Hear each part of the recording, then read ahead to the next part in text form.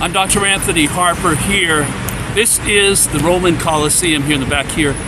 This is the city of Rome, and I'm here on my way to Israel. Very historic place here on Wednesday, May 9th. In light of Israel's 70 years of independence from the surrounding nations, they are a power now that has the military ability to defend itself.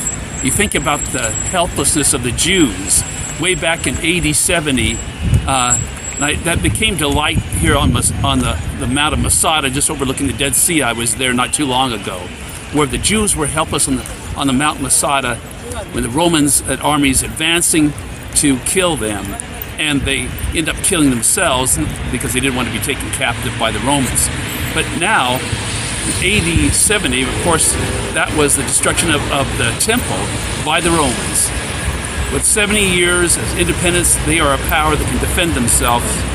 And this is very significant for me. I have ancestry that used to work for Caesar Roman prefects on my mother's side.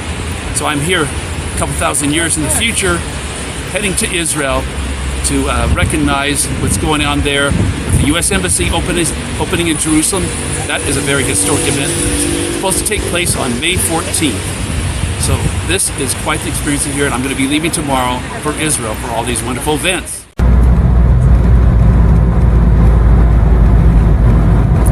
So you just said that this was the outer wall of Rome. Yep.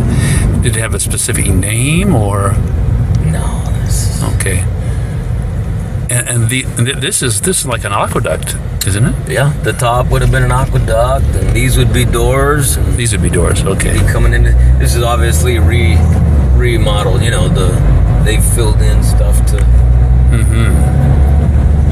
keep it maintained, standing, all that function.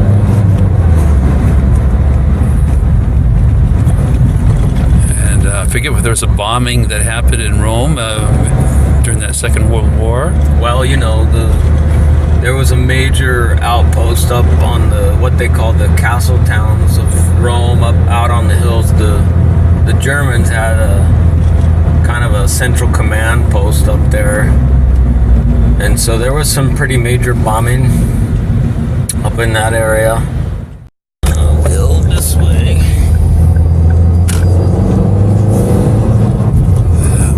Israel's a couple thousand miles away. Yeah. So that would be the Circus Maximus right down there, that field. All these ruins up here, this would have been like Caesar's palace up here. This? Up here, yeah. So he'd have a nice overlook and overview of the racetrack down here.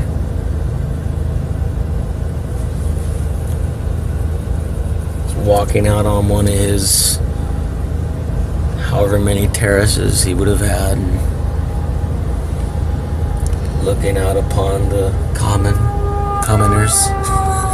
Yeah, so this would Caesar's room, where he's lived, the residence be at the upper level. Yeah, the whole thing up there. See where those people are standing up there on that terrace up there? Yes. That would have been a part of Caesar's palace up there. Do you know if that would be the building he was actually living in, or? Yeah, those are ruins from the actual palace that was up on that hill. Like I was saying before, those hills up here, you have several of the 7 hills mentioned in the book of Revelation. When the book of Revelation talks about the city set on 7 hills, Rome was the city known as the city set on 7 hills. Several of those hills are up here. The Palatine Hill, the Capitoline Hill. This is the Arch of Constantine. So see, when I was telling you about these victory parades, you know, like Titus or Constantine coming to the center here, they'd come riding in here on their horse with all their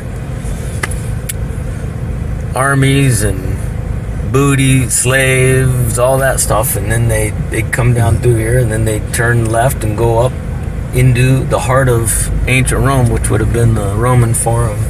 Wow. Where the Roman Senate was, where the seat of Caesar was, where Paul would have stood when he appealed to stand before Caesar. Yes. The book of Acts.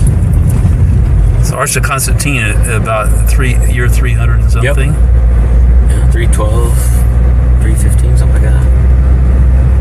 And so this is the Colosseum right Colosseum. here. Wow.